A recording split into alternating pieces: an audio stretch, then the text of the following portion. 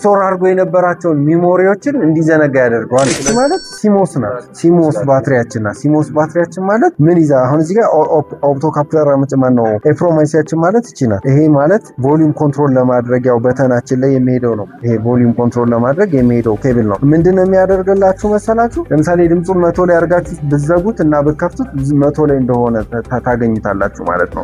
እዚህ ላይ ደግሞ ምን ይገጥማችኋል መሰላችሁ? ካፓሲተሩ ቮልቴጁን 10 ዓመትን ብታስቀምጡት 10 ዓመት ስቶር አድርጎ የሚያዝ ሊኖረው ይችላል። ስለዚህ ያን ስቶር ያደረገውን ቮልቴጅ እንደ ሰፕላይ ተጠቅማች ሚሞራይዝ አድርጋ ታስቀምጣለች ማለት ነው።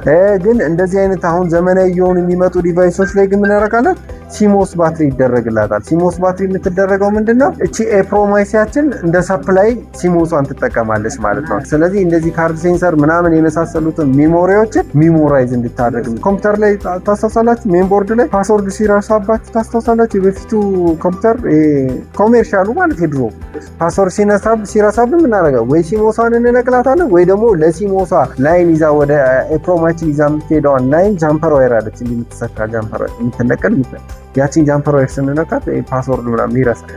ስቶሪ ያደረገውን ፓስወርድ ይረሳላችኋል። ከዛ ቀጥታ በሴፍ ሞድ ይገባል። ፍሪ ያደርገዋል ማለት የካርድ ችግር ካጋጠመ በዚህ መስራት። አዎ፣ አለበለዚያ ደግሞ እነዚህ ኦን የሆኑትን ስዊቾች ኦፍ ማድረግ ማለት እኮ ይሄንን መንቀል ማለት ነው። ሲሞሲን ከነቀል ቀጥታ ይሰራል ማለት ነው።